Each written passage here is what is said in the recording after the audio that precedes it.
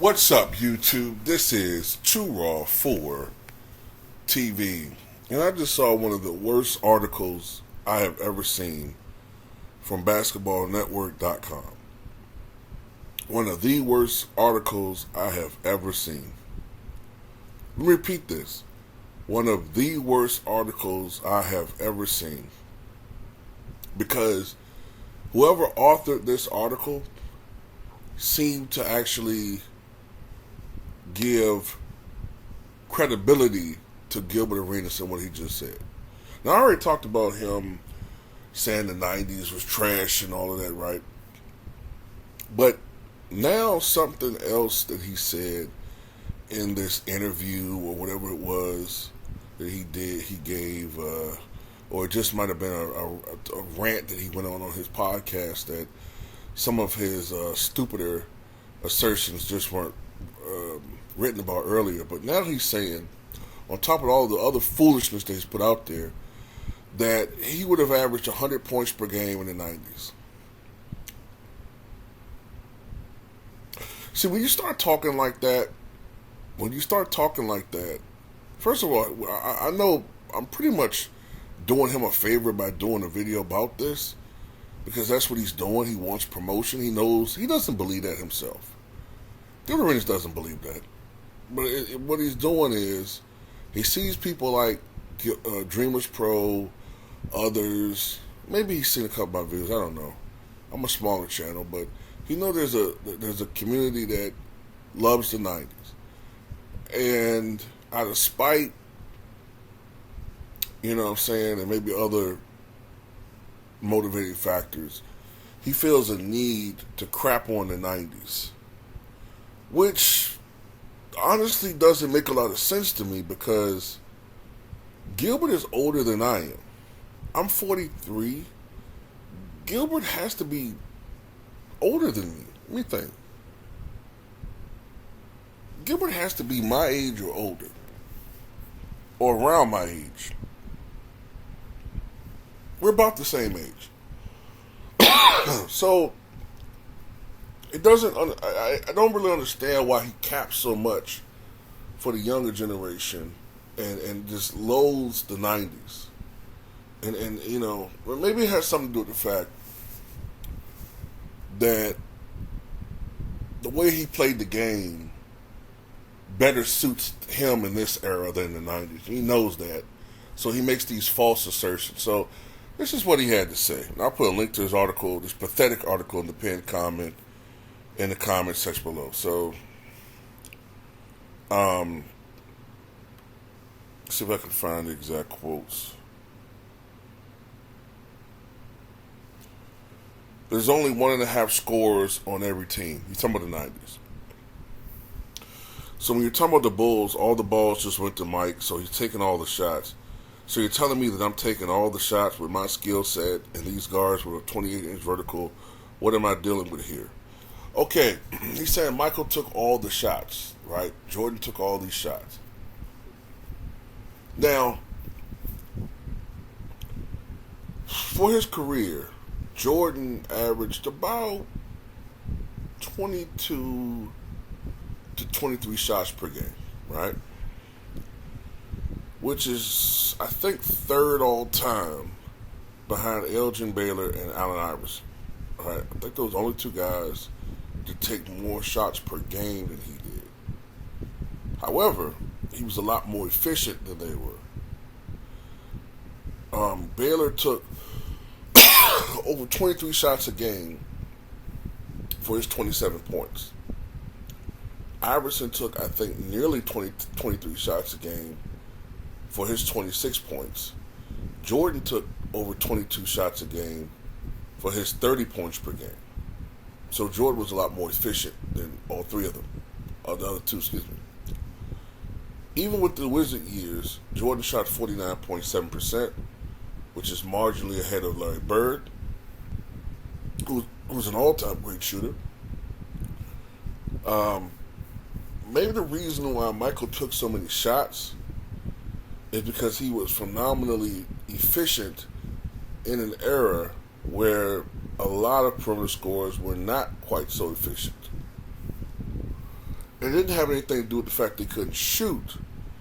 It's the fact that those guys in the 90s didn't have the spacing that started being afforded to players from the mid-2000s onward. And Gilbert knows this. The NBA knows this. Even critics of the 90s know this, but they won't admit it because it's the big, glaring, gaping, hole in their argument, and they won't acknowledge it. This thing about first of all, I want to point out something that this article says that is so stupid. Arenas then went on to say, okay, before I go there, this is what he said. There ain't no defense there.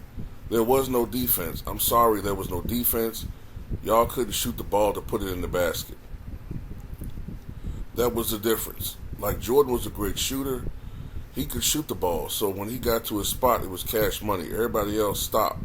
Y'all didn't shoot the ball well, like there was no threat. So he's talking about the 90s, right? So I did this before. Let's just go through this again. So Jordan was a great mid-range shooter and became a pretty good outside shooter. So he said Jordan was the only one and nobody else could score. So what the fuck was Penny Hardaway? Penny Hardaway was not a good three-point shooter, but he was a great mid-range shooter. Grant Hill wasn't a good mid-range shooter or a great outside shooter at all initially, but he became one. But let's not include Grant Hill as far as shooters. So you got Penny as a good mid-range shooter, very good mid-range shooter. Reggie Miller was a great shooter. Glenn Rice was a great shooter. Dana Barros was a great outside shooter. Craig Hodges was a great outside shooter. Steve Kerr was a phenomenally great outside shooter. Rex Chapman was a really good shooter and a good outside shooter. Tim Legler was a phenomenal outside shooter. Hubert Davis was a phenomenal outside shooter. Dawson Petra was a great shooter, phenomenal shooter all around. Chuck Person was a very good outside shooter. Alex English, well, I can't include English because he retired in the early 90s. So I won't include English and Danley. But let's continue. Walt Wizard was a good outside shooter. I bet Walt Williams the Wizard. Elliot Perry was a great outside shooter. Let's see. Charles Barkley became a dependable mid-range shooter, but not great. Karl Malone became a great mid-range shooter. Olajuwon was a really good mid-range shooter, even though he was a center. Rick Smith was a big man. He was a phenomenal mid-range shooter. Derek Coleman became a decent three-point shooter and a pretty good mid-range shooter. Let's see, what else? Chris Webber was a very good mid-range shooter. Vin Baker, if I remember correctly, was a dependable mid-range shooter. Glenn Robinson was a great mid-range shooter and a good three-point shooter. Can we keep going? Steve Smith was a great three-point shooter and a good mid-range shooter. Nick Van Exel, good mid-range shooter, great outside shooter. What the fuck is Gilbert talking about? Someone tell me what he's talking about. I'm just going off the top of my head with some players. I could do this for probably another 30 minutes. Allen Houston was a great three-point shooter and mid-range shooter. John Starks was a little bit, inconsistent, but he was a streaky shooter. Stephen Waddell Curry's father, Dale, was a tremendous three-point shooter. Michael Adams was a good three-point shooter. Vernon Maxwell was a good three-point shooter. Kenny Smith was a phenomenal three-point shooter. What is he talking about? What is this magical NBA where guys couldn't shoot? What is he talking about? Oh, he's talking about scorers that couldn't shoot? Like guys that were scorers, whatever? I already mentioned Glenn Rice. I already mentioned Reggie Miller. I didn't mention Mitch Richmond yet. What about Chris Mullin? What is he talking about? What is he talking about?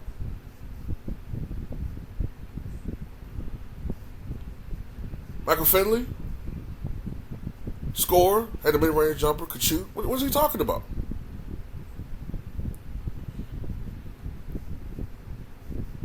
Is it because guys weren't averaging 30 other than Jordan? Maybe it's because teams had different fucking scorers on the team.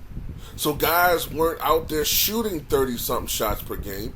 Because unlike the Bulls, teams were actually fucking loaded with talent.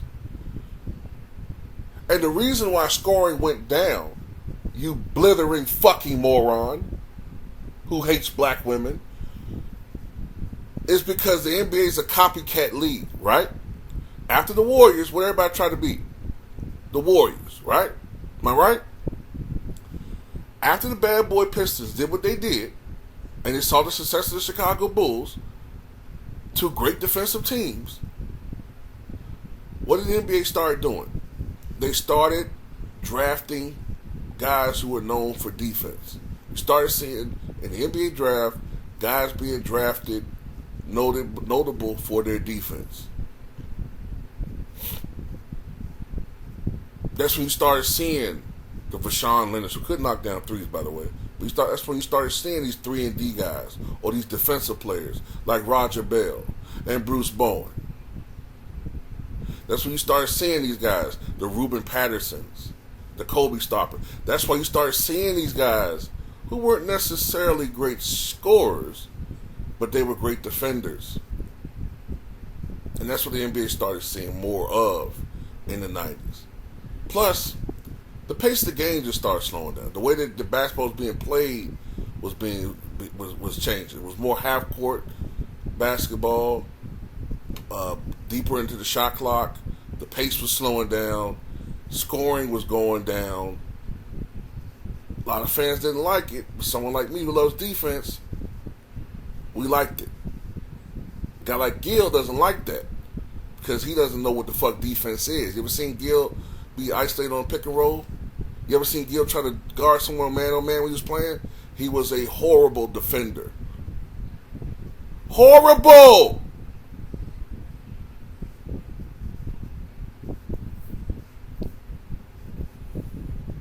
And by the by, Gil, make up your mind.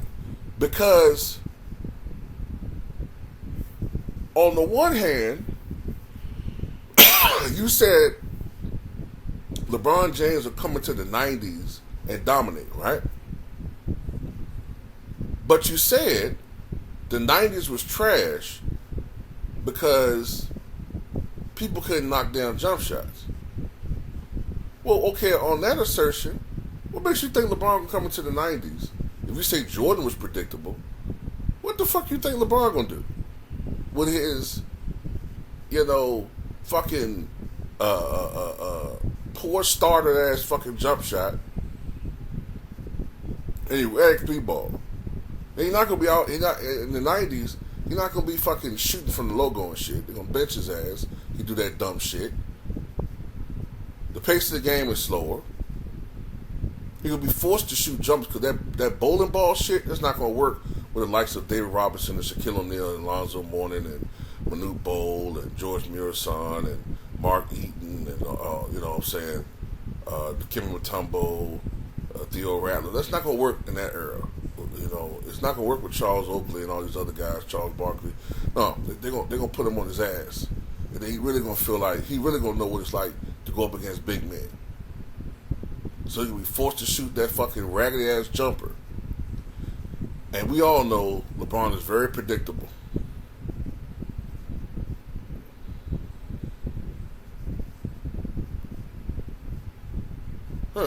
Funny you don't mention that. Funny. But anyway, that's all I got to say about it.